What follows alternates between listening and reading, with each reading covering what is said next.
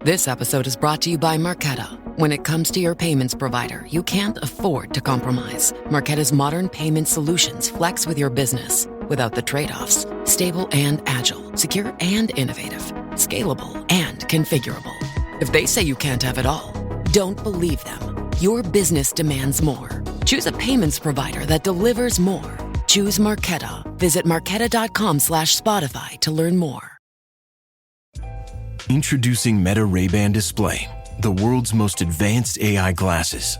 With a full color display built into the lens of the glasses, it's there when you need it and gone when you don't. Send and receive messages, translate or caption live conversations, collaborate with Meta AI, and more.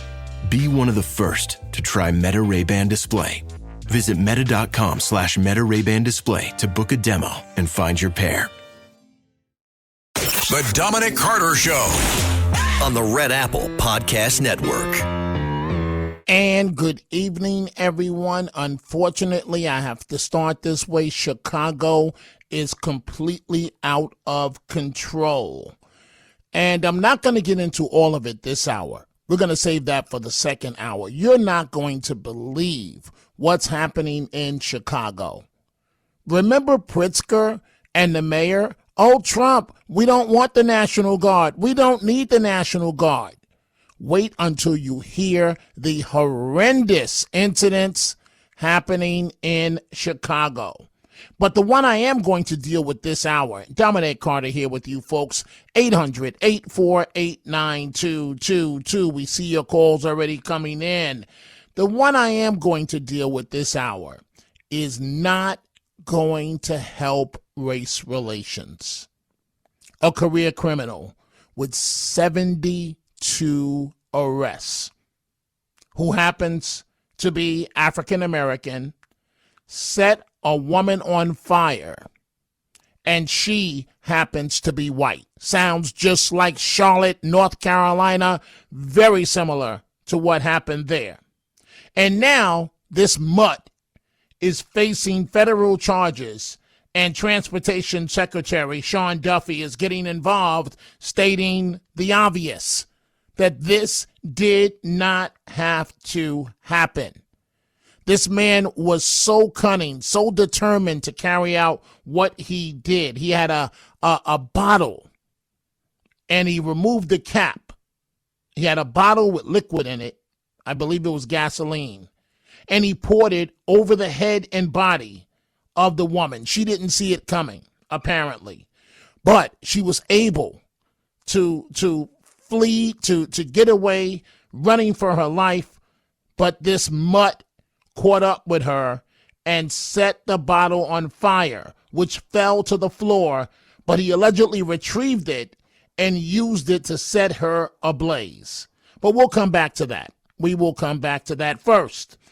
I had a great time this weekend with the owners of this station, Margot Katzimatidis, John Katzimatidis, passing out turkeys to the community at the Harlem PAL Center, the Police Athletic League. You know my story. You know 50 years ago, I was a PAL kid myself. The community greatly appreciated it because I know a thing or two about this. I know a thing or two about being hungry, especially during the holidays. And when you're passing out turkeys to the community, this can be make or break time. And this is the difference in having a meal, a holiday meal with your family, having a little bit of pride, or having nothing.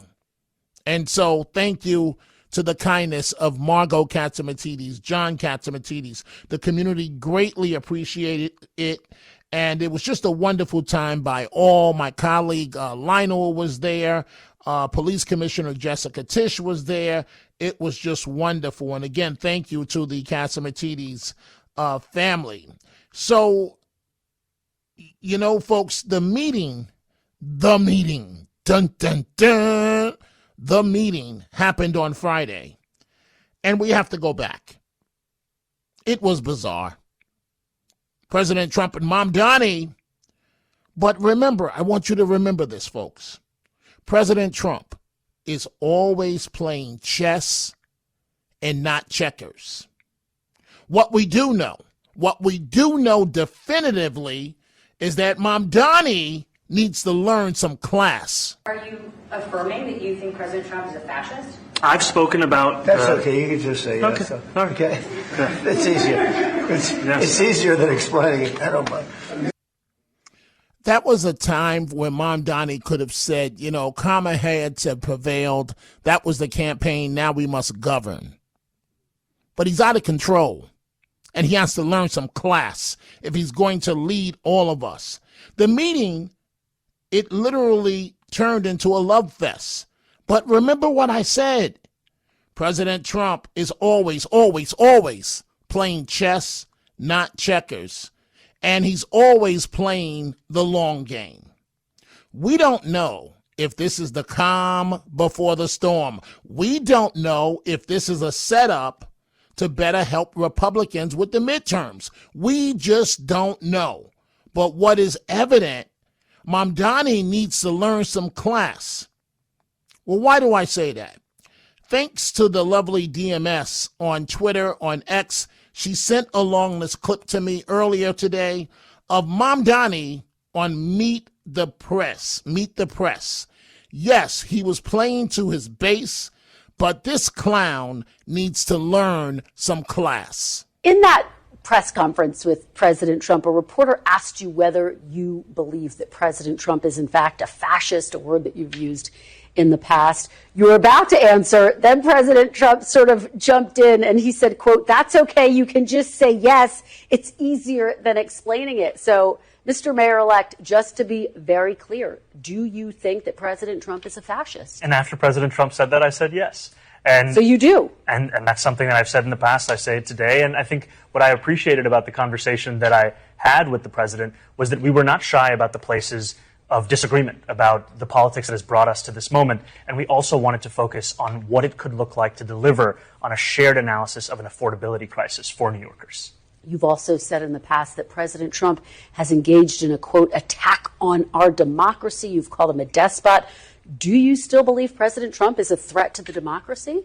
Everything that I've said in the past, I continue to believe. And that's the thing that I think is important in our politics, is that we don't shy away from where we have disagreements, but we understand what it is that brings us to that table. Because I'm not coming into the Oval Office to make a point or make a stand. I'm coming in there to deliver for New Yorkers. And a few weeks ago, I was asked by a reporter 3 words to describe myself. I said, New York City.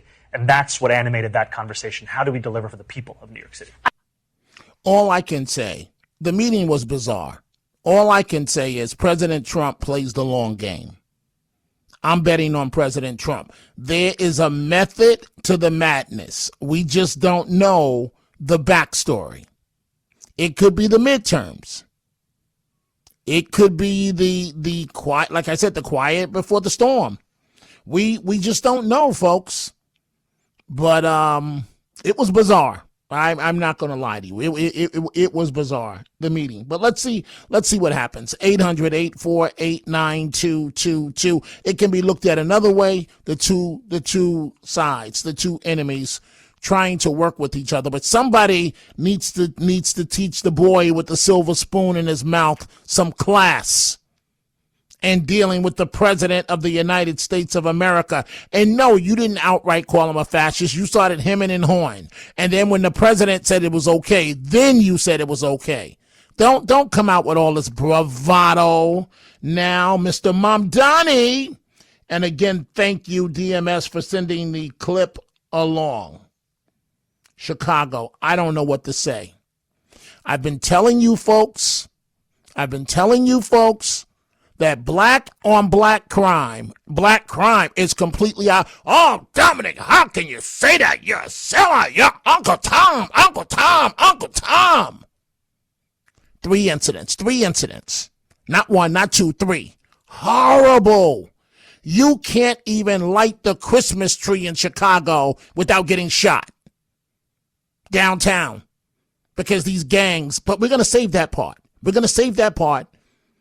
We're also going to save the most disgusting video I have ever seen in my life. A wolf pack of these young black savages. I said it and I mean it, because if you see the video, you'll say the same thing. A black mother trying to protect her child that was being attacked by this group of elementary school kids. What did they do? They decided to seize upon this black mother, black children, wolf packs, beating her up, punching her to the ground. They were all cheering each other on. It's caught on video. Elementary school kids. Where's mommy? We know daddy's not around. Where's mommy? Oh, this is what happens when mommy wants to be your friend. Mommy wants to smoke weed with you and show she's cool. But mommy is only 20 years old, maybe 25, to begin with.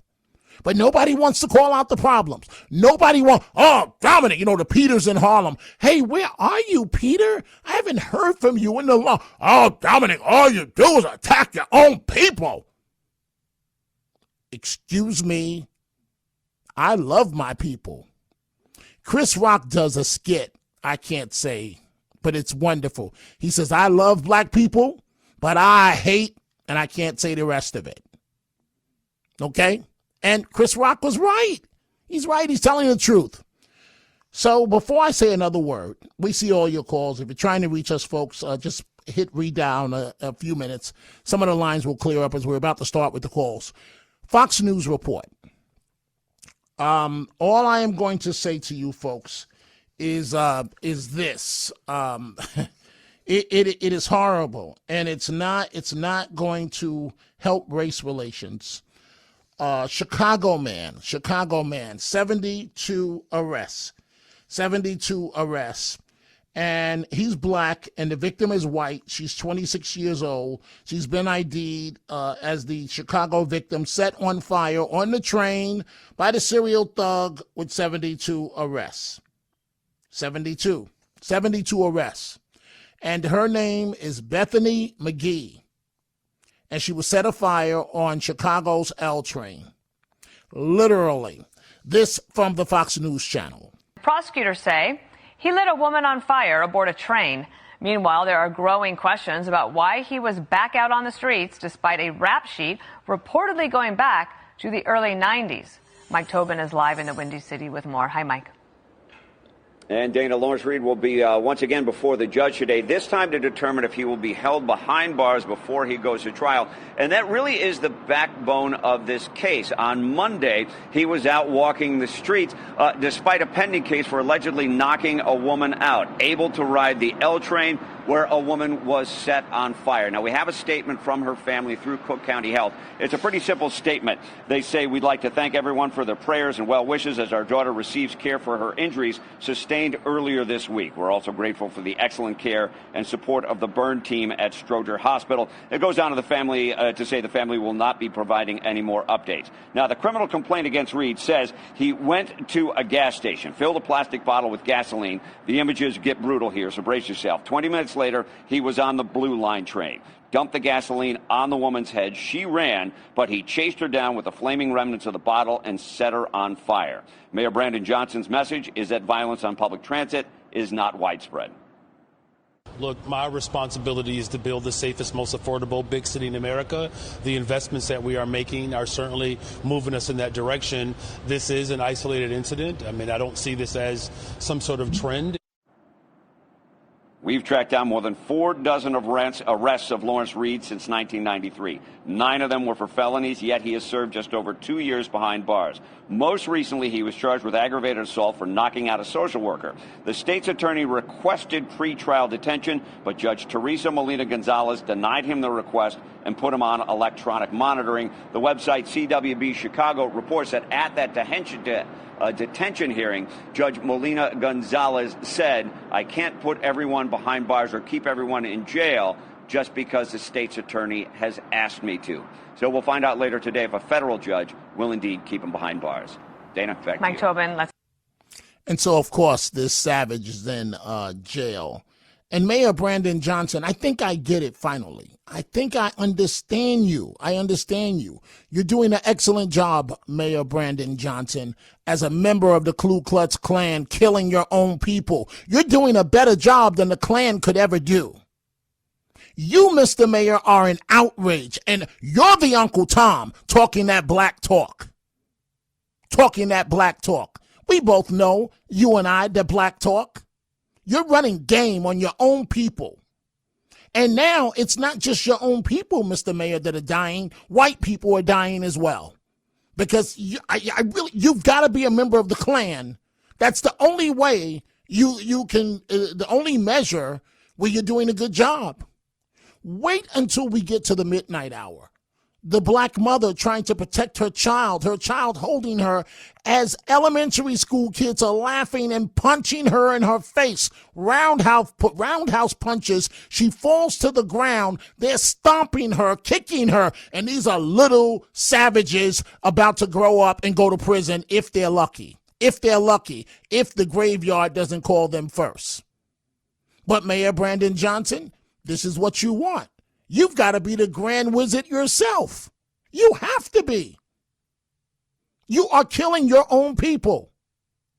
Mr. Mayor, how can you sleep at night? Folks, I would be out with the police patrolling myself and giving orders on the scene. Lock him up, lock her up. Cry to your mama, cry to whoever. We'll see you in a week when you finally get arraigned. I'm sorry, the paperwork got lost. They've got to stay in jail for a couple of more days. We'll get to them as soon as we can. I'm sorry, the fingerprinting machine went down. As you know, by law, we can't release them until we can get an accurate fingerprint. Cry me a river. Put them in with the toughest of toughest. Give them a real scared straight. The TV show that used to work before these kids became savages. Let's start with your telephone calls, and I'm going to start. Maybe Sherman is always a voice of reason, line 3, Manhattan. Maybe Sherman, maybe you can explain this to me, Sherman, because I don't get it anymore. Good evening, Sherman. What's on your mind? Good evening to you too. Again, outstanding. Your shows. The outset is always in the beginning. The middle is always fantastic. You are, in my opinion, one of the greatest journalists in New York in this present moment. You are a black gay pressman to me, and I am always grateful when you and Matt Blaze and Tony and Elias take my calls. Let me say this to you. We have to include these black liberals along with the white liberals. They are the worst by and large. I'm generalizing. And you are totally correct that they're running game on black people because black people seem to be so easily played into the game. All you got to do is mention racism and, you ring that bell and they're ready to go. They won't stop and be objective and look at the damage that's being done to them day and night by Democrat politicians, black and white, by people in their own community.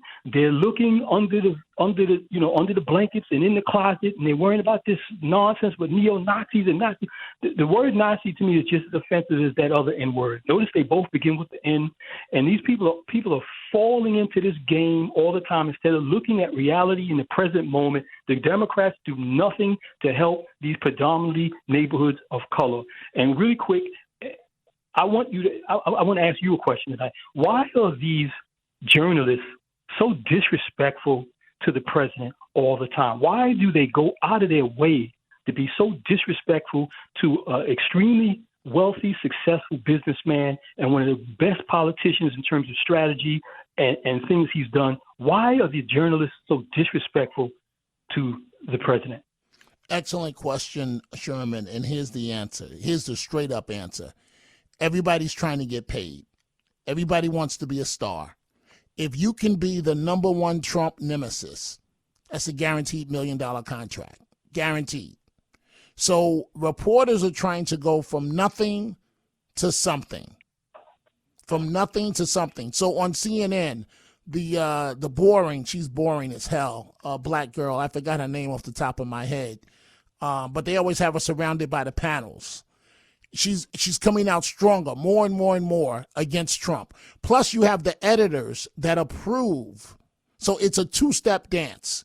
The people with the power are not the people that you see on TV. We're just the talking heads. The people with the power are the executive producers, the people that are in our ear telling us which direction we're going. Okay, enough with that. Move.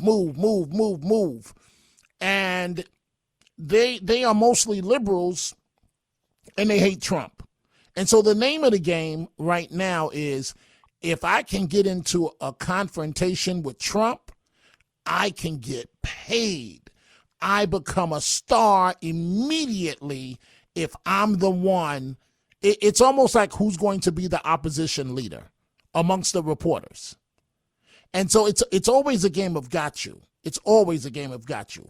But if you can be the opposition journalist, you can almost write your own ticket. And so that's why they're so disrespectful. Plus, they don't like them. They just don't like them. I wish I could tell you the politics, the real politics behind that debate at Channel 4, but I don't want to offend some people that are my friends, that were moderators of that debate. It was all a stage show to play up Mamdani, because they want to go down this road of socialism. And these are black and white people. They don't live in the hood. They don't live anywhere near the crime. They live in multi-million-dollar houses, but they want to tell you what's best for your community. Sherman, as always, thank you for the great call. I do have to move on. Thank you. You're great as always. Thank you. I'm looking for somebody to explain to me. Wait till we get to the midnight hour.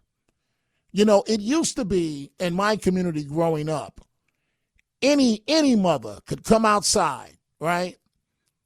And if I was in a fight getting beat up, my grandmother would run outside with her bra on. But it used to be that a black mother with a shoe in her hand, and you could be the toughest of the tough, but all the kids would go running for that black mother coming outside with that shoe in her hand to discipline everybody. Now, not anymore. Elementary schools, you're going to hear the video where they're laughing and snickering as they're beating up a mother in front of her child. Knock her to the ground. Still, elementary school kids, still stomping her, kicking her. She ends up in the hospital. But you can't have a Christmas tree lighting in downtown Chicago, because these savages don't know how to act. And that's what they are. They're little savages. Nobody wants to tell the truth. That's why when I'm at the PAL Center with the Casamatides family, and I'm looking at the kids, they're trying to save the kids while the kids have a chance. I saw little children, beautiful children. I'm going to be honest with you, folks, kids that look like me, and they got a shot. If we can keep them on the right path and the system doesn't get to them. So what we're going to do is take a break. Let's see here. We have Michael in New Jersey, Larry in Tampa, Tom in New Jersey, Brian in Bayside, Tony in the Bronx. We're going to take a break, and we're coming back with all of your calls, 800-848-9222. The Dominic Carter Show on the Red Apple Podcast Network. The Dominic Carter Show on the Red Apple Podcast Network. Zohran Mamdani's mayor in New York. So everything's free now. Can I get the Mamdani special? 1 free hot dog? Mamdani? What's the Mamdani? Free hot dog special. Everything's free now. No. That'll be $4.68. No, it's supposed to be free. It's Mamdani's New York now. Everything's free. According to who? Well, I'm not going to pay for it. Just get one of these. I'll get this. And I'll get a Kit Kat. Thank you. Hey, what are you doing? Everything's free now. I ain't nothing free, man. Is this one of those Mamdani grocery stores where everything's free? No. No? So I have to pay? Yes. New mayor, they told me... Whatever it is not a government owned. Oh, it's not okay. Can I get a free ride to Central Park? No. Where you going? Whoa. It's free. It's transport. But the subway's free? Zohran's in New York City. Come on. Jump over there and get the door for me. Okay. There we go. Thank you, bro. Thank you. Yeah, thank you. Free. Mamdani, let's go back to your telephone calls. Line 1, Michael in New Jersey on this Sunday night. What's on your mind, Michael? Yeah, forget about Chicago. Chicago is dead and buried. It's a lost cause. Now you have to worry about New York. Now, this morning, your boss, Casamatides, interviewed the deputy mayor of New York City. And he said to him, how's everything doing? And he said, terrible. I watched a video of a gang of people attacking a Jewish house of worship. They were on the steps, banging on the door, screaming, "Come on out, we're going to kill you." Right, And we the talked cops- about that, Michael. We talked about that when it happened last week. What's your point? Well, the point is that the deputy mayor says the cops screwed up. They let them bang on the door and did nothing. Wait. Did the deputy mayor actually say that? Yes. Okay, I can't confirm that because I don't have the transcript or the tape in front of me. Yes. The only thing I can tell you is that oftentimes listeners believe they hear something, and then when I go back and check the record, it's far from the truth. So I can't confirm it. Never should have happened. It never. They Okay, should have well, see, never been now allowed- you're switching. Now you're switching, as I thought. You're saying you're it never should have- pivoting. He said that they did a lousy job. Okay, If it never should have happened, that doesn't mean they did a good job. Michael. If I can't confirm what the deputy mayor actually said, what's the point in raising it to me? No, I'm just saying, New York is gone. So all the people who would normal think, all white and black people who think the way you do and the way I do, get the hell out of New York, because New York is like Chicago. It's in the cemetery. It's in the grave. There's no sense in staying there. It's only going to get worse. It's finished. It's done. I don't know about that. I don't know about that. Wait till he takes office. Wait till he takes office. He'll bury what's left of the city. That's it. You know, deep down inside, you know what's going to happen. Is Chicago going to get any better? Of course not. What makes you think New York is going to change? You know in your heart it's not. And once the city goes bad, it stays bad. The day of Giuliani is over with. Giuliani will never, ever be elected back in the city of New York. You're only going to get one lunatic after another. Well, thank you for the call, Michael. I'm going to say this, and it's somewhat controversial, but I think that most middle class blacks and blacks that have a job and a career would agree with me. In these cities all across America, you got to get these black communities under control. I'm talking about crime. You've got to come down heavy-handed, and you've got stop pretending that these communities are not the problem. Stevie Wonder could tell you that these communities are the problem. He may not want to say it politically, but anybody with a brain knows where the crime is. And until this is dealt with, nothing, nada, is going to get better for any of us. Let's go to Larry in Tampa, line 2. Larry, what's on your mind on this Sunday night? Hi, Dominic. 2 quick comments. First, to be relevant, the outcome of the meeting between Trump and Mamdani reminded me of the 1968 tune "Reach Out in the Darkness," where he met a man didn't care for, and then when he met him, he's a friend of his. But on the point that I called, I want to stress why those leaders, congressional leaders, masquerading as our leaders, should be prosecuted regarding the statements that they put out, where members of the military should disregard. They implied that they should disregard Trump's illegal orders.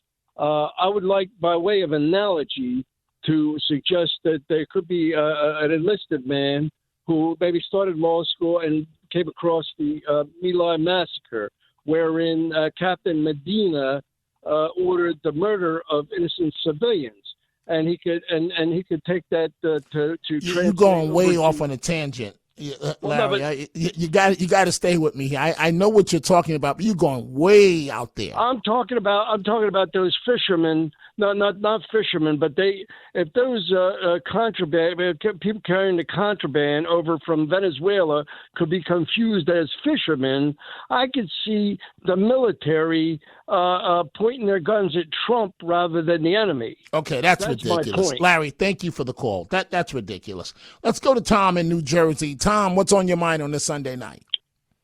Yeah, good evening, Don. Very good show tonight. I'm a New Jerseyite, but I go to outside of Chicago to Plainfield multiple times a year. I've been doing this probably about the past 5 or 10 years.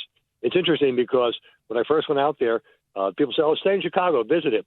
And I actually had a membership in the Art Institute of Chicago, which is the equivalent of their Metropolitan. I used to stay in Chicago for a couple of days, then go out to Plainville business. But the last couple of years, the people in Plainville have been saying, don't stay in Chicago. Come right out to Plainville. Enjoy it. So that was kind of interesting. So I have not changed. I've now gone out to Plainfield, not stopping in Chicago because of all the bad things I hear about it. Okay, so wait, Tom. So is Plainfield a suburb of Chicago? I don't know. Yes, it is. Yes, it's nice little Plainfield, like maybe Morristown is New York, if you know the area. Okay. So you're saying you bypass Chicago? Yes, I've done it. I actually was a member of the Art Institute, which is their metropolitan. I loved it. I used to tell people that Chicago was like a New York light. Now it's New York dangerous. I hate to say it. And I actually went, last time I went there, I felt uneasy. And I'm a New Yorker. I've been to New York, have to watch my back and so forth. Okay, so wait. So, Tom, while you were there, tell me why you felt uneasy specifically. Because all the people in Plainfield tell me all the bad things that happen there. No, I know, but I'm asking you, when I say specifically, that's what somebody else told you. Did something occur that made you feel uneasy while you were there? Yes, it did. Around by the Art Institute, I felt uneasy with people around me. That's very. When you say you felt uneasy, tell me what exactly do you mean?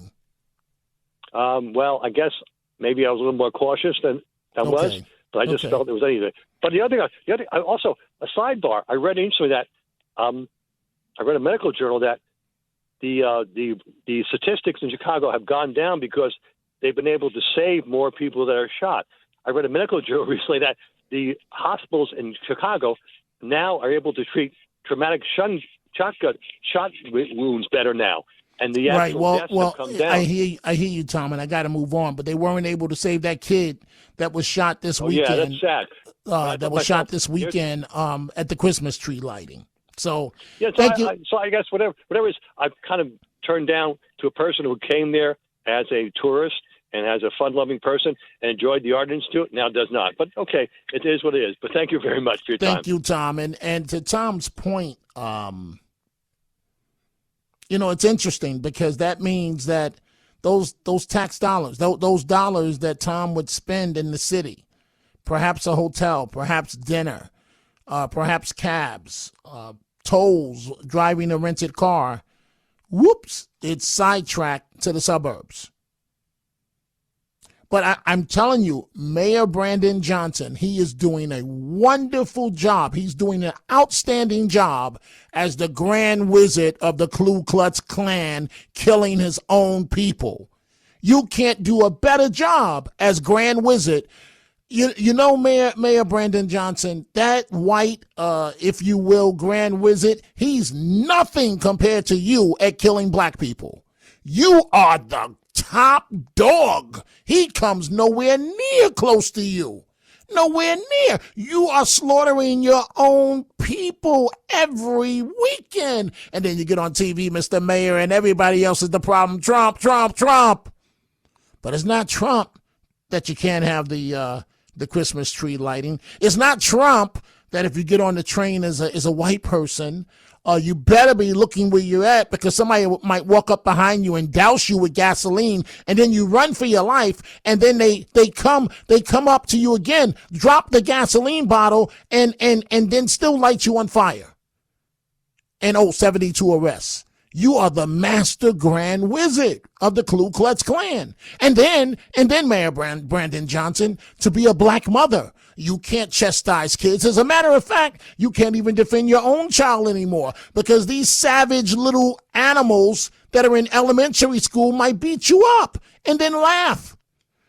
The Grand Wizard has nothing on you, Brandon Johnson. You are killing more black people than anyone could have imagined. Brian in Bayside, what's on your mind, Brian? Hey, good evening, buddy. As far as the meeting with Trump and Mamdani, Trump has done this 100 times. Make sure that person leaves the room knowing they were the smartest person in the room. They controlled the room. Mamdani left the room knowing, he's just a slumlord from New York. He's just some slumlord. And Mamdani's going to play that all the way till January 11th. Great. While Trump is just has that in his pocket. You mean January 1? You mean they're going to play it until contractors. January 1 when Mamdani's sworn in? But go I'm ahead. sorry, January 1st. Anyway, January 1st. He's done that to 100 contractors in New York. You ask any big contractor, make sure they order all those windows. Now I'm going to do another contractor. You have those windows, they're worth nothing. Anyways, it's a long story. As far as what's going on in these cities, ask any of these people that are just trying to just throw anything at Trump, ask them a simple question, 7 times 5, and just they can't answer it. They're just throwing anything they can against the wall. I don't want to say the S word. Thank you, buddy. Good night. Thank you. Thank you for the call, Brian. Let's go to Tony in the Bronx. Tony, line 5. What's on your mind? Good evening, Mr. Carter. Yes, I was watching Trump and Zohran in the office together. When I was checking out, Zohran started eyeing Trump. Like, you know, evil people do. They look at you through the side of the eye. Did you catch that? Not at all. I think you're reading a little too much into it. I think that what Mamdani was trying to do, when you're in a situation like that, you got to make sure you hear every syllable so that you can accurately respond. I don't think he was giving him side eye. He would be too stupid to stand up there and give the president of the United States side eye. But go ahead, Tony. It was subtle, but also he when Trump tapped him on the shoulder and Mamdani tapped him back. So wait, I don't recall that. Because I was live on the air when it happened. Trump was sitting, so how could he tap him on the shoulder? Trump, you know, he looked over and he tapped Mamdani, you know, his arm. You reached up, he tapped him like that. Okay, but now you're changing. First you said his shoulder, now you're saying his arm. But okay, go ahead. Come on. And then come on. I deal in facts, Tony. I have to be factual.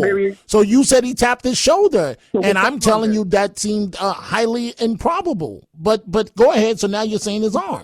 But anyway, if I was sitting down, you stand next to me, you tell me I can't reach up and tap you on your shoulder? But anyway, I'm not, Tony. I'm not going to argue with you over something as silly as that. So when Mamdani, you're reading things like you're a fortune teller. What is the point you're trying to make, Tony? Let's just get to the point so I can move on. What's the point you're trying to make? That he hates Trump. Well, that's a given. That's a given, Tony. Thank you for the call. Let's move on. Let's go to Patrice, line 3 in Brooklyn. Patrice, what's on your mind? Oh, Dominic, you sound great as ever. Thank you. I didn't vote for President Trump, but a lot of what I heard about Chicago and New York sounds a lot like fake news.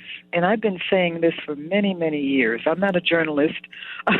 You know, my brother, he graduated from Columbia as a journalist, but I'm not. Patrice, I want to make sure I understand you. So you're telling me these bodies are fake news? No, not the bodies, but the details of the news. Wait. So the woman that's on fire, that's fighting for her life, that's fake news? No. The black mother that was beat up by the savage elementary school kids, is that fake news? Because it's on video. Right. Well, I was going to ask you. So what's fake news? Wait. You said fake news. What's fake news? About the fire in Chicago, those details that I heard sound a little shady. Okay? Because why would someone pour gasoline on someone and then let the person run away and then have to run after the person and then set them on fire? I'm not even going to respond to that. That's offensive. It really is, Patrice. This woman is fighting for her life. This is what's wrong with the black community. What you just said is exactly what the problem is. In complete denial. It sounds fake. The lady's fighting for her life, Patrice. Listen, when did this happen? Did this happen this week? It happened, it happened recently. I don't know the exact day. But the lady is Patrice, she's in intensive care. In New York or in Chicago? It happened in Chicago. Well, forgive me. God forgive me. I'm sorry. So sorry. Okay. Patrice, I think maybe you ought to lay off of the calls because every time I speak to you, you in absolute la-la land.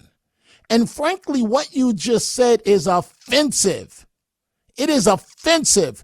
You have this man, 72 arrests, and you literally just called up here and said, it sounds like it's fake news. Well, Patrice, what about the fact that the woman's in the hospital fighting for her life? Well, you know the details. Give me a break. Time for a break. We are coming right back. The Dominic Carter Show on the Red Apple Podcast Network.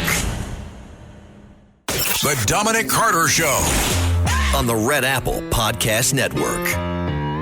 So we are back. I don't really watch Bill Maher on HBO, but I sat down this weekend and took a look at it, and he sometimes he can be dead on accurate. Here's one case. I don't understand the argument. Oh, Trump is changing the White House. It's horrible. He's the devil. He's the devil. Excuse me, sir. No taxpayer dollars are being used, but he's changing the White House. Excuse me, sir. Obama built the basketball court. Every president builds something, generally speaking, at the White House to make it, more like home for them. And he's building a ballroom to benefit future presidents. Trump is the devil. He's the devil. Bill Maher from his show this weekend.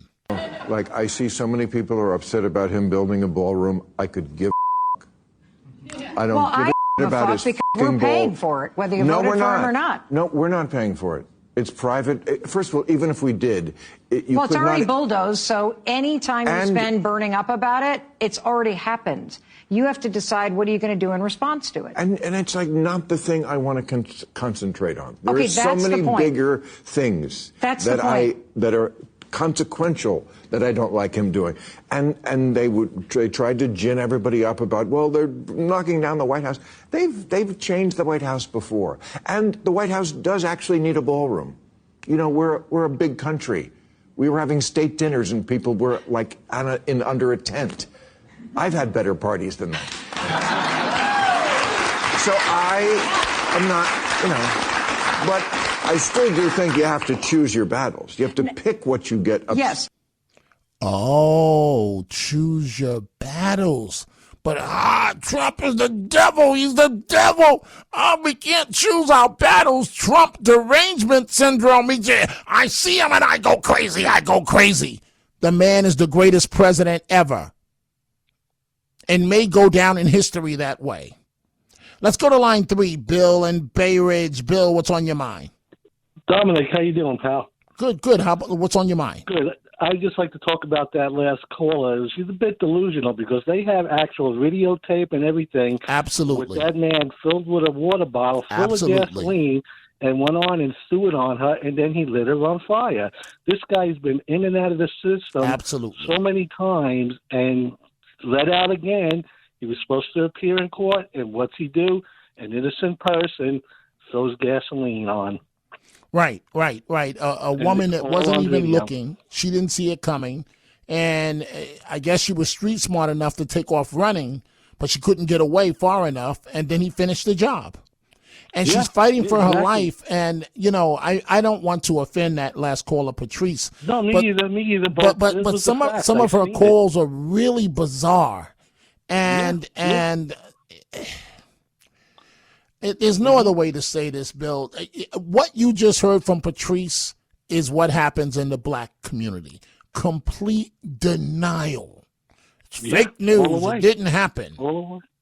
Yeah, it didn't happen, and actually they have it all on film. It's all on film. Any internet search, you see him standing there holding the bottle, and you can see the top part is lit on fire. I just wish that it had blew up in his face before he could get to her. I really do. I wish it would have blew up in his face with the gasoline on his body and no one coming to his aid. That would have been justice in this situation. Bill, thank you for the great call. Thank you so much. Let's go to our friend Gracie in Rockland County, New York. Gracie, what's on your mind? I'm still in California, but what's on my mind is this: Trump derangement syndrome.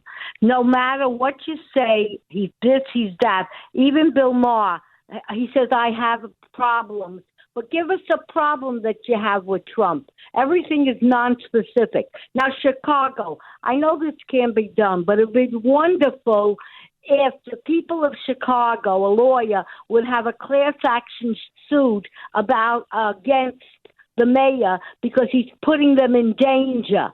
Now, I know it wouldn't go far, but at least it would be a little publicity. Number 3, this morning I was listening to with the boss, Katz, and the deputy mayor, what's his name, Mastro?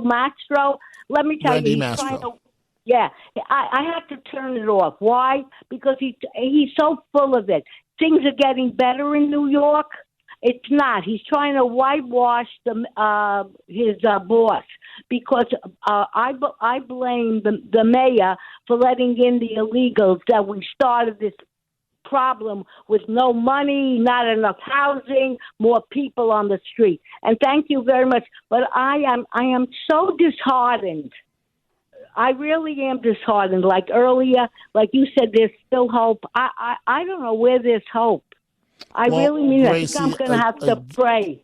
Well, we all got to pray. But Mayor Brandon Johnson is doing an excellent job in Chicago. He really is, as the undercover grand wizard of the Ku Klux Klan. The Klan can't touch Brandon Johnson's record of killing black people. The Klan does not come close to Brandon Johnson's record of killing black people. Gracie, as always, it's a wonderful chat with you. Let's see here. Let's go to Joe in Trenton, New Jersey, line 4. Joe, what's on your mind? Dominic, to address that criminal, that woman on fire, and the judge's response, well, you can't put everybody in jail. Does she take into consideration the victim? Those judges, don't they ever take in consideration the victims and the costs, their hospital costs? Joe, you know it only counts if it's a member of their family. You know that. Yeah, Dominic, if you want to become a police officer, you have to go through not only physical evaluation, but you have to go through a mental evaluation. I think it's time we start making our judges go through that mental evaluation as well. Right. Well, for judges, you feel. Well, how do you look at a man's record? He's got 71 criminal. He's been arrested 71 times, and on the 72nd time, you're going to let him out with a bracelet because you can't put everybody in jail. I mean, come on, that doesn't make sense to me at all. No, it doesn't make sense at all. But you got to understand, Joe. They have supervising judges that tell them every move they can make. It's not, in fairness to these judges, it's not completely up to them. It's the system. It's the pandering politicians. It's the far left politicians. We as a country, the only way we're going to fix this, we've got to go back to 3 strikes and you're out. Exactly. That's exactly. Strike 1, 5 years. Strike 2, 10 to 15. Strike 3, bye-bye. We'll see you in the afterlife. That's the only way we're going to fix this. Joe, thank you for the great call. Let's go to Lou, Long Island, line 1. What's on your mind, Lou? Yes, good morning, Dominic. Love your show. Thank you. These young criminals that there's a certain percentage that will never be rehabilitated. Correct. And what do we do with the rest of them if they're like 11, 12, 13 years old and acting like this? What do we do with them when they're 18? I mean, what we need to do, Lou, but it's not up to me. Start trying these future criminals as adults. We've got to do things differently. We can't do the standard method of operation. Oh, they're minors. You can't treat them in court. You have to put them in family court, and you have to spank their hand and send them back home with them. Lock them up. They won't do it again. Lock them up. That's the only way we're going to fix this. It is the absolute only way. There's no other way. These kids are super predators. Oh, how can you say that? Super fast racist is racist. You can call it what you want. They're super predators. Uncle Tom, super predators. Super predators. Wait until you hear the audio coming up next hour of how that black mother is attacked in Chicago.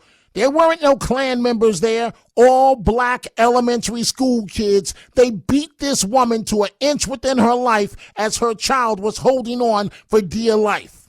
This is Chicago. This is Brandon Johnson. This is Governor Pritzker. Governor, I hope you're proud of yourself. You're doing an outstanding job, Governor. Hour number 2 is coming up. The Dominic Carter Show on the Red Apple Podcast Network. The Dominic Carter Show on the Red Apple Podcast Network.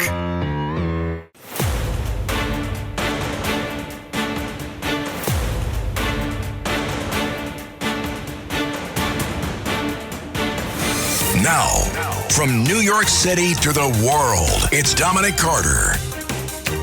And a good morning to all of you. You can reach me this hour, 800-848-9222, as I have a lot on my mind. Illinois Governor Pritzker and Chicago Mayor Brandon Johnson said absolutely not. No National Guard here in Chicago. Well, it's working with the National Guard in Memphis, Tennessee, a city that was completely out of control. Kids can go outside and play now and so on. I'm going to detail this hour 3 recent incidents in Chicago that prove that the city is burning. So, Pritzker and Brandon Johnson, I hope you're proud of yourself. But before I even get to Chicago, the lovely Catherine Trunk on Twitter, on X, just sent me, a couple of you have, but I see it from Catherine, a video about a New York City incident, and it says this is horrifying. And it's a retweet of Councilwoman Vicky Palladino. And what I'm about to describe to you is utterly disgusting. It is a mob of black teenagers, male and female, viciously attacking a white homeowner in Queens, and I believe it's his wife, but you see at one point, and I don't know why they think it's so funny when they have somebody on the ground punching them and kicking them, a mob. But how long, folks, do you think this is going to go on until someone pulls out a gun and blows one of their brains out? And then, oh, this is racism. My child was an honor student, and you killed my child for no reason. And no, I killed your child because your child's a thug, and maybe your child will have a better life in the afterlife compared to how you raised him or her and what they're doing now. Horrible video. I just retweeted it at Dominic TV. So now we're going to spend most of this hour talking about Chicago. I'll get to the woman set on fire by the career criminal in the train. Yes, that's what happened in Charlotte. Yes, it was a black guy that did it allegedly in Charlotte to a white victim. Same situation here in Chicago. Black suspect, 72 arrests, 26-year-old woman minding her business, trying to get away after she was doused with gasoline. He came up behind her again and made sure that he finished the job. She's fighting for her life right now. But I'm going to start with black-on-black crime.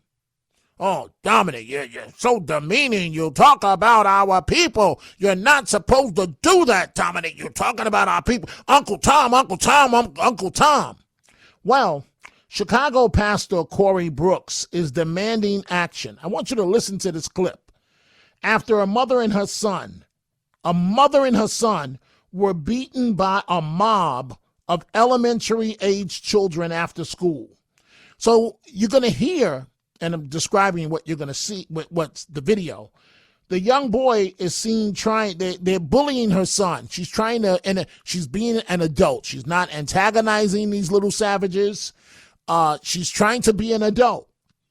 And you see on the video, I think I reposted it, the kid is holding on to his mom and he's not looking. And so when you hear the snickering, it's because they've punched the mother, elementary school kids, black just like she is, they've punched her in the face, male and female.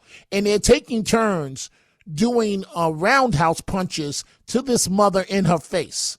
The mother falls to the ground. They attack her like alligators on a deer, and they think it's funny. So every time you hear a laugh right now, it's when they're punching this mother in her face.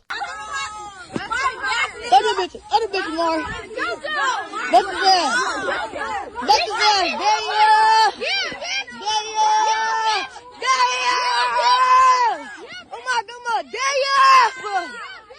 Oh my God, damn! Crack, damn! Hey, fool, let my homie go.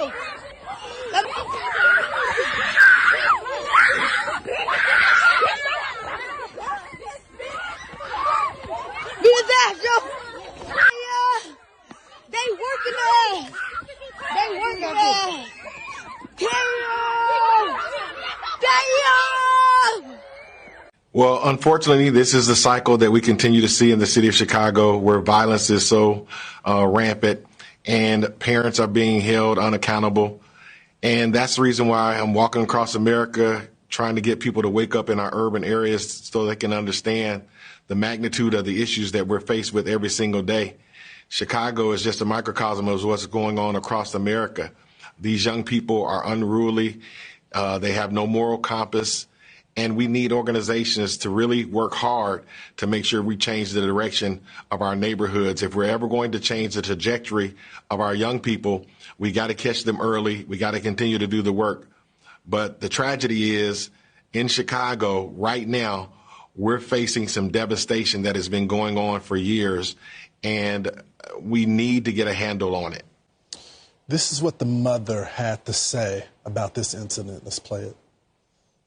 I'm trying to get justice for my son. They fought my son, they hit my son first, all in his face.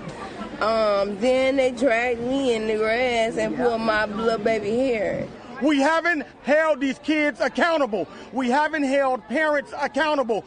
No mother should be that helpless and be targeted by children inside of her own community.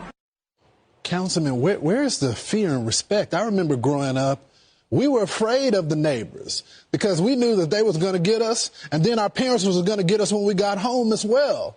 None of that respect seems to exist anymore, Councilman. Yeah, you know what? I completely agree. I think we've gone away from that, and we have to get back to those days. I think no mother and child, or children rather, should have to experience something so traumatic. To look at that video and to see you guys replay it, it's a horrifying video. I mean, it shows the disrespect. No child should ever feel comfortable putting their hands on an adult. And I think, as Senator Preston said, and many have said it, is that this has gone on for so long, right? The mother has come to the school and talked about this, and nothing had been done about it. It had not been addressed. And the thing about it is that, you know, I was glad to be there to be a support to that family and to help them through the process. But this is so much bigger than just that school. This is happening throughout the Chicago public school system. Many children are being bullied, and we have to put measures in place and make sure that those parents' voices are being heard and that those children's voices are being heard. Because if not, this can really overspill into something even bigger, I believe. So that's example number one. Elementary school kids, all African American, complete wolf pack, attack a black mother and her child. The mother falls. She's not swinging back at them. They're just roundhouse punching her in her face. Elementary school kids. She falls to the ground. They attack her on the ground, just like alligators. And they think it's funny. They think it's funny. That's example 1 of 3. Here's the second example. 14-year-old boy killed in a loop shooting has been ID'd. 8 others injured, including police officers. You can't even light a Christmas tree ceremony in downtown Chicago. And Mayor Johnson goes on TV defending the indefensible. Mayor Brandon Johnson, thank you so much for being here in studio with us this morning. Obviously, the incident that took place, it was right across the street from our State Street studios, right here across the street outside of the Chicago Theater. We know that several teens were shot, 1 killed. Based on your investigation, what happened Friday night? Yeah, what started as what was a very joyous incredible occasion, the tree lighting ceremony. It turned into, a real chaotic scene. We had a number of young people who came downtown and had ill intentions. That's what you call it, huh, Mr. Mayor? You're doing a wonderful job, Brandon Johnson, as the Grand Wizard of the Ku Klux Klan. The Klan could not kill as many black people as you have. Wonderful job, Mr. Mayor. Now, example number 3. We mentioned this last hour. Chicago man accused of lighting a young woman, he's black, she's white, just like in Charlotte, on fire on a Blue Line train.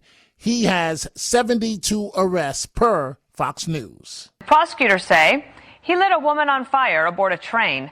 Meanwhile, there are growing questions about why he was back out on the streets despite a rap sheet reportedly going back to the early 90s.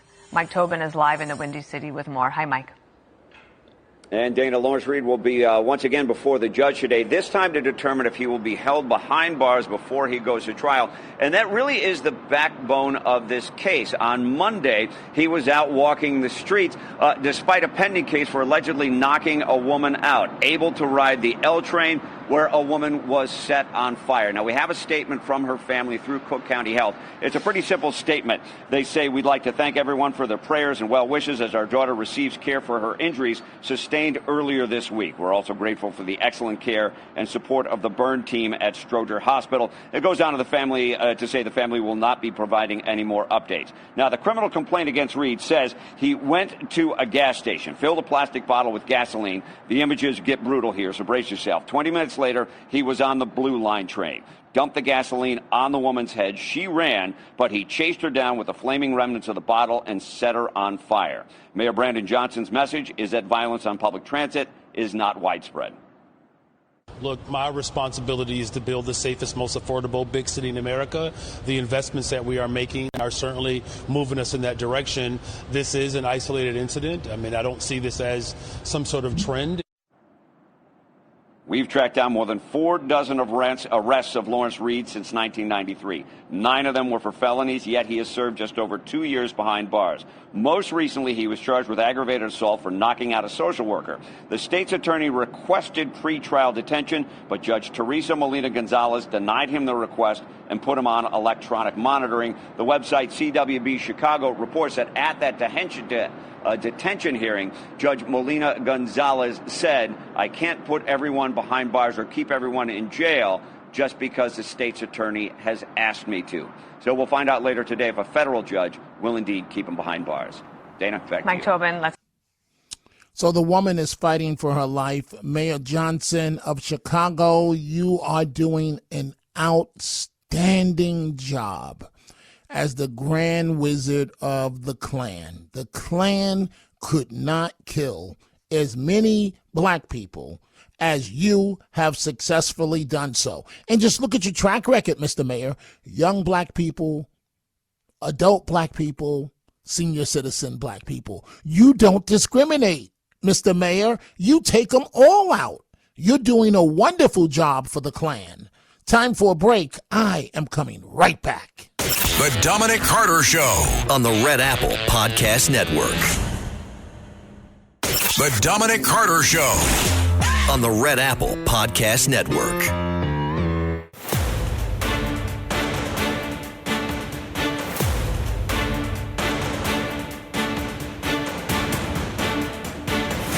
Now, from New York City to the world, it's Dominic Carter.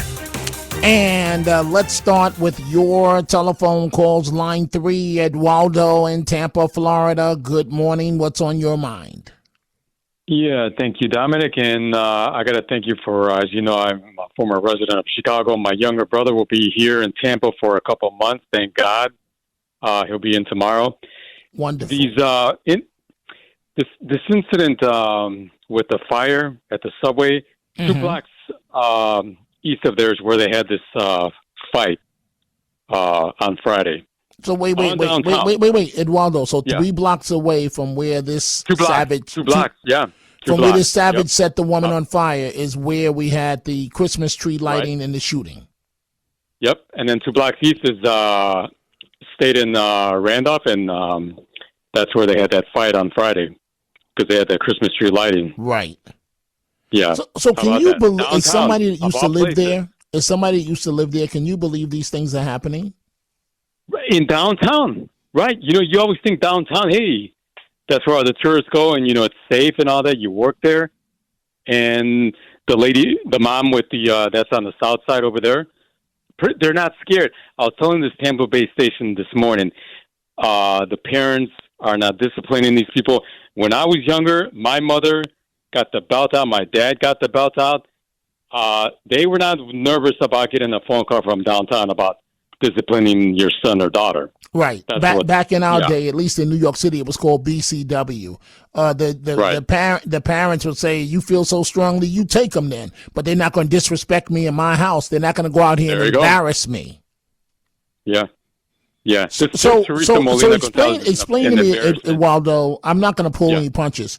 We have elementary school kids that are literally savages. How did we get to this point?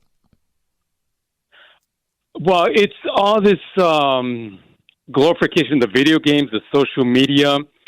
I can't remember the last time I seen a movie here because of all the computer generated stuff. It's so violent and all that. It's really not like the old days. The music, there's obviously with rap music, there's profanity in it on that. I'm into jazz, so it's a downward of society. If I was talking to President Trump, the mayor from Chicago, Karen Bass, over there in L.A., one home in the Pacific Palisades has been built out of 7,000. Can you believe that? It doesn't surprise me. No. She's more interested in being at the swearing in of a king and president in Ghana at the invitation of President Biden than worrying about her own city as it burned. They need to be removed from their duty. Karen Bass and Johnson and Newsom and Percy are running for president. How embarrassing is that for them to be thinking about running for president? Right. You can't even get your house in order. But Eduardo, you got it wrong. Newsom is a pretty boy. He's entitled to be president. So what? He may have slept a little bit with his former chief of staff's wife and did a little thing with other women. Right. So what? That doesn't matter. He's a pretty boy and he's entitled to be president. He wants to do for California. He wants to do for America what he did for L.A. and San Francisco. You have the final word before I toss to a break? Yeah, I mean, these Democrats are pretty ridiculous. They cannot be trusted because they're texting while they're talking. They're in a microphone. They're telling military people to, disobey an order. Right, challenge the president. Ridiculous. It's ridiculous. I mean, it's like, thank you. Hey, Eduardo, thank you for the call. Folks, I got to take a break. When we come back, we're going to go to Norman in Brooklyn, Kevin in Manhattan. We're taking your calls. We're talking Chicago. We haven't even gotten to Mamdani yet, who disrespected the president in the Oval Office as the president tried to extend an olive branch. But kumbaya, kumbaya. We are coming right back. 800-848-9222. The Dominic Carter Show on the Red Apple Podcast Network. The Dominic Carter Show on the Red Apple Podcast Network.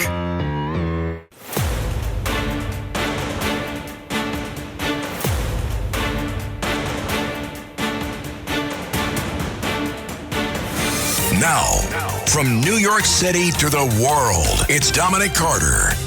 And we are back. So in a moment, I'm going to go to Norman in Brooklyn. But first, before doing that, Tony, I see you and Matt Blaze. I see you guys laughing at me because I'm flossing, right? And so let's talk about something positive for a second before we get back to the negative. So here's what I want to say. Liz in Florida was very kind enough. She's an absolute sweetheart to send me these different flosses. And I'm not a flossing type guy, right? I don't really see the point of it. Dominic, you should understand. And so, yes, in between the commercial break, I'm sitting here flossing. And how Liz got me to do it, and she was like, her nice voice, Matt Blaze and Tony. She was like, well, Dominic, do you really want rotting meat in between your teeth and blah, blah, blah, and blah, blah, blah.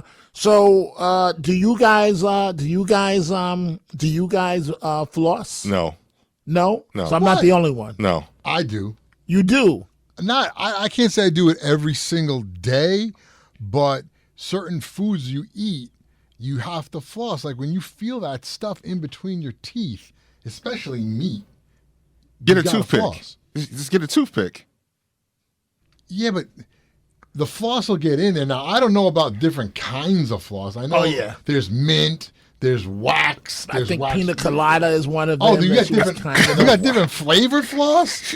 If I remember correctly, it's either that or the toothpaste, because Liz told me that the toothpaste that I was using was garbage. I think she doesn't really talk like that, so maybe she used a different word. And so now I walk around here and I have floss sometimes I know I should do it only in the bathroom. I know. You're at home. Hold on a second. What did you eat that you need to floss? She says I need to do it every day. I don't think you need to do it every day. If you have some meat stuck in your mouth, like Thursday, it's going to be useful. Right. Because it's Thanksgiving. Well, I mean, there are people that do floss every day. Like every night you brush your teeth and then you floss. Like that does... People do that. Personally, I don't, but I do floss, I would say at least a few times a week. Well, that's good. So, we're talking about all this heavy stuff going on in Chicago. It is Thanksgiving week after all. What do you guys look forward to the most? Oh, wait. Before we go on, Mr. Barry White, do you floss? Barry's always clean, baby. Breath is always on point. Fresh to death. You know what I'm saying, man? Okay, so what are you guys doing for Thanksgiving? Anything good? What's your favorite food on Thanksgiving? Well, I'm a honey glazed ham type of guy. Me too. Really? Me too. No turkey? I mean, I'll eat turkey, but turkey's kind of dry. But it is dry. But if I have to choose for either turkey or honey glazed ham, I'm going with the honey glazed ham. It's all about the sides. Okay. Mashed potatoes, mac and cheese. That's where the money is. That's where the money is. So I'll eat the turkey, but it has to be the breast. I like the white meat. I don't like the dark meat. And stuffing. And the stuffing, but I, for some reason I'm not supposed to eat stuffing. But I don't even know. There's so many things I'm not supposed to eat that Do it in moderation. Thanksgiving comes once a year. There is no moderation on Thanksgiving. Okay, but no. What I'm saying, have fun Thanksgiving Day. Then after that, then Friday back to your normal routine. That's what I'm trying to say.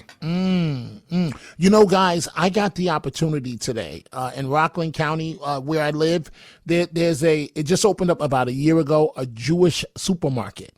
And so I've been in there a few times. I got to go in there today, get some food and stuff. It was pretty good. So, I know what's cooked in the black community and Tony, I know but Blaze, I consider you a brother as well. So, but guys, before we move on, I'm going to go to Norman in Brooklyn. What do you make of all this nonsense that's happening in Chicago? I really want both of you to respond. Okay, this is sad. The problem is it's not video games. Parents are not disciplining their kids, okay? Those kids need to be trialed as adults. I'm from the era, you got your ass whooped, okay? You respected your elders, and that stuff, what those kids did, if you want to be an adult, you're going to get trialed like an adult, because I've seen stuff on TikTok, people saying, well, they're kids, blah, blah, blah. BS. They knew what the hell they was doing, okay? Absolutely. And attacking a pregnant woman, come on now. Yeah, she's pregnant, and Nikki just pointed out to me on Twitter that she's pregnant and has sickle cell. See?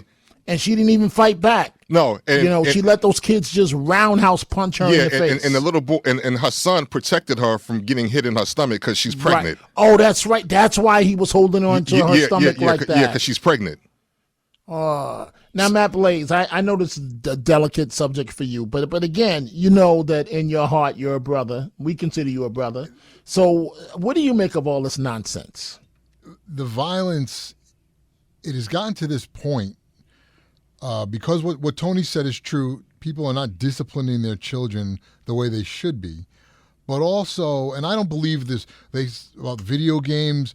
I do think, though, watching all of the videos that they see where they've become desensitized to this when they see other videos of kids beating up people or even adults beating up people. That has become popular. So when you see that and then you do it, you're not thinking anything of it because you're thinking, oh, I'm going to post this and everybody's going to see it. I'm going to get likes because it's all about the likes now. And that is why it's happening. This didn't happen years ago. And you can't say, well, it happened, but you just didn't hear about it. No, this did not happen in this way because at any point in time, any one of us and any of these kids can go online and go watch videos like this over and over and over again. Correct. And that's why this keeps happening, because they are so desensitized to thinking, oh, I'm going to punch this lady. And you know how you are when you're a kid. You don't understand repercussions. You don't understand that you're taking a life or you're hurting someone. You just think it's funny. Because your brain isn't developed enough to understand exactly what you're doing. And this is where the parents not disciplining and teaching their children how to behave comes in. Well, I say that's why we need the police to put handcuffs on these little savages, and then they'll learn. Guys, thank you very much. And I will continue in the next break flossing my teeth. Let's go, and thank you very much, Liz in Florida. Let's go to Norman, line 1 in Brooklyn. Norman, what's on your mind? Oh, man. Hey, Dom, I floss twice a day, just let you know. Anyway. Really? Yeah. And my teeth are pretty good. And does stuff come out when you do it? Recently, I did have a root canal. But wait. When you do it, does stuff come out? What? From between, but you said you do it twice a day. Does stuff come out twice a day when you do it? Yeah. I mean, I don't, I do it. It's no big deal. It takes me another, 30 seconds, minutes. It's like no big deal. No big deal. Don't think about it. Just do it. Okay. And I like that Liz is giving you floss. That's good. That's nice. She's got a great heart. She tries to help as many people as humanly possible. That's cool. All right. The thing in Chicago. God.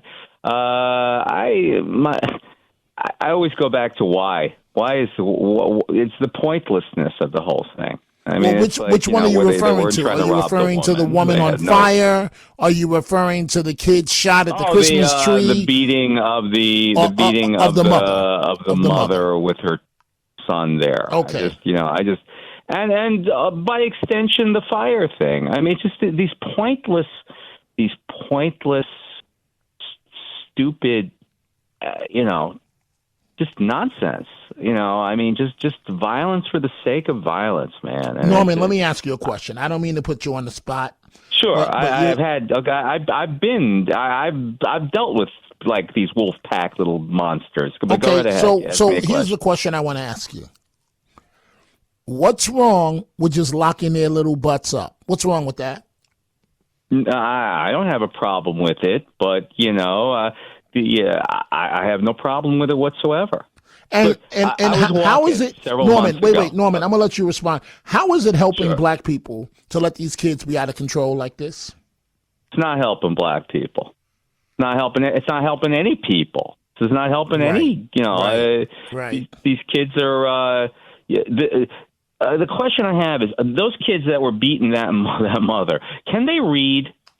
I'm just wondering. You already know the answer to that, Norman. It's like, okay, they're there. The little girls. Hey, Norman, I almost said the women, but the little girls, they know how to twerk, I'm sure, in elementary school. They know how to talk about sexual acts, but they can't read.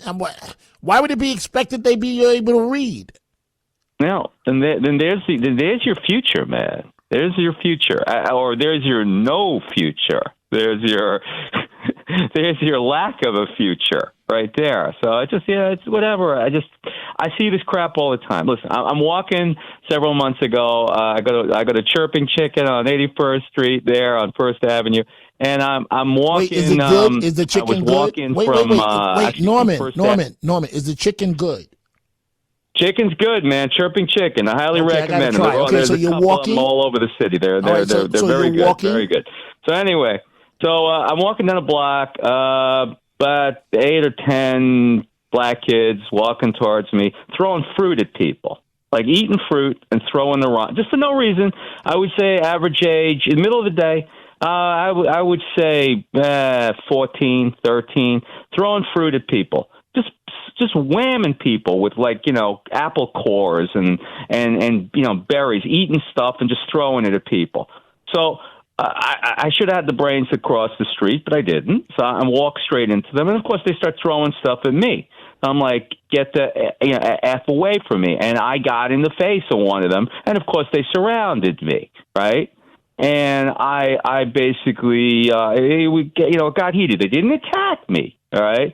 But I was basically telling them that I was going to, I was going to kill them, you know. And that was it. I just brushed aside them, kept going. They threw more stuff at me.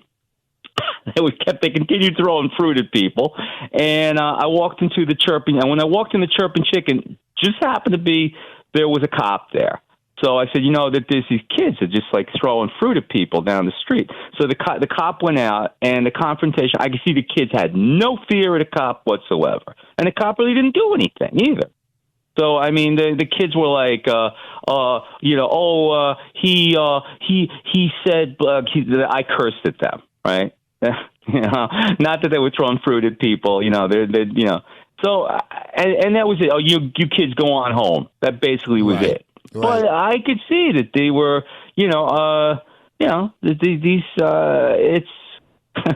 it's just. This is the future, man. This is the future. Unfortunately, Norman, thank you for the great call. It is the future. But, folks, we all know what's going to happen. They're going to throw fruit at a Bernard Goetz type, and we know how this is going to end. Vincent, line 3 in Brooklyn. Good morning, Vincent. What's on your mind? Good morning, Dominic. I am completely appalled to hear that these young kids were attacking. I don't care what color she is attacking a pregnant woman and our kid. I mean, I'm from the old school. When you got on a bus and there was were sitting down and the pregnant woman got on, you got up and gave them the woman the seat with their kid, whether it was on the bus or the subway.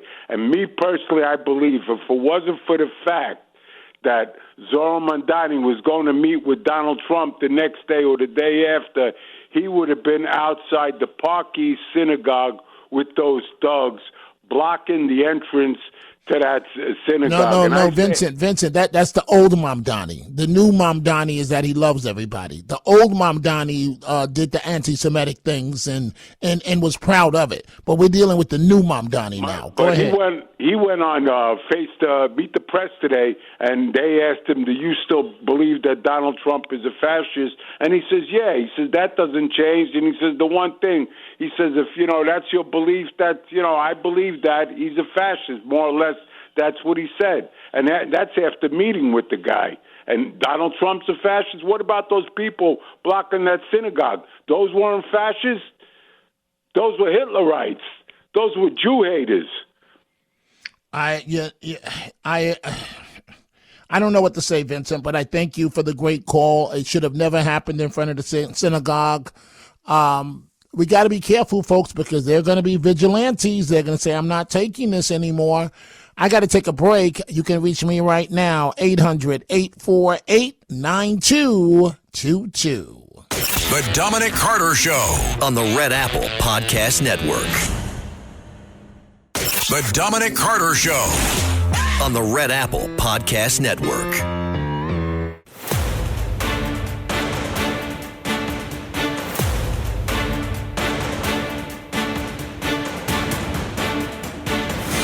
Now, from New York City to the world, it's Dominic Carter. And we are back. So Saturday was the turkey giveaway done by the network's owners, Margot Catsimatidis, John Catsimatidis in Harlem, New York, at the Police Athletic League Center. It was wonderful for all of us that was there. But I got to tell you, folks, they got me after I left the event. It was nice to see all those firefighters, police officers there, PAL officials, and so on. But in my household, we eat all types of fish. But one fish that's popular in communities of color, it's called whiting, right? And normally it's $3 a pound, $2.99, $4.99. So I go into this one spot. I'm like, I'm going to kill two birds. Well, I'm going to get two birds with one stone. I'm going to pick up the fish while I'm here in Harlem and then take it back home and they can fry it up later or this week, whatever, after Thanksgiving. So in East Harlem, just days before, I had paid $2.99 a pound. Guess how much it was at this one fish store on 125th between Broadway and Amsterdam. It was $12.99 a pound. So I ended up spending $50 for a little bit of fish, raw fish. And I should have went to the east side where I know the prices would be better. They have bigger markets. But for me, sometimes, folks, time is of the essence. And so I just couldn't spare the extra 20 minutes to go over to the east side to get the fish. I just paid the money and I just got had. It is what it is. I'm looking at my Twitter at my ex. Yetta, look at you, Yetta, back in the day, your little sexy self. We see you. Yetta says here it was either 1972, 1973. She was a teacher. And she says she's in the school's background. When I was an elementary school teacher in Hell's Kitchen, when it was the Deuce, that's what it was called then, I am in the white pants in the back. Back there, my students were well behaved. It's a different world. So I see different opinions on flossing. Jilliana and Down Under in Australia says the only time I floss is when I eat corn. There's no need to floss your teeth, provided you keep your teeth nice and healthy. Marianne Booton says just the opposite. She says the guys are wrong. You need to floss daily. Food in between your teeth turns the bacteria. It could get into your bloodstream and it's bad for the whole body. If you have a clean mouth, you'll be healthier. I'm a nurse, so I should know these things. DMS, the lovely DMS. Blaze, I don't know about Blaze. I'm telling. DMS says I floss every day, always ready like Barry. Hey, Matt Blaze, what's up with you and DMS? Fresh, baby. She's fresh. And when I say fresh, you know what I mean, fresh. Tony, what's up with these two here? You know what? Time will tell, man. Time will tell. But there's something going on. Right? It hasn't risen to the surface yet. I'm telling. That's all I can say. I'm telling. Let's go to Kevin in Manhattan, line 2. Kevin, what's on your mind? Hey, Dominic. Yeah, there is a solution to the Chicago thing. The thing is, like with Rahm Emanuel, when he was the murder mayor of Chicago, since it's all black on black kids, killing mostly, it's black on black deaths. He didn't take it seriously. If the killings were in, let's say, Riverdale, the white liberals would be demanding stop and frisk, right? But the way these white liberals are is as long as black kids dying, it's okay. And then they keep their neighborhoods, like where I live, totally segregated. And the solution to it is, I mentioned to you when Malcolm X and Elijah Muhammad invited the far right to speak. That's the solution. And what the far right said to the black audience in D.C. was, the far right came to thank Elijah Muhammad for taking a bunch of black men like Malcolm and turning them into men, of responsible men. That's the reason the far right came to speak. And to acknowledge that. So I hear you, Kevin. It's just, unfortunately, I'm at the end of the show. Folks, I'm back at 3 p.m. In between then, I'm going to be flossing my teeth. Liz in Florida is the only person on earth that could get me to floss my teeth.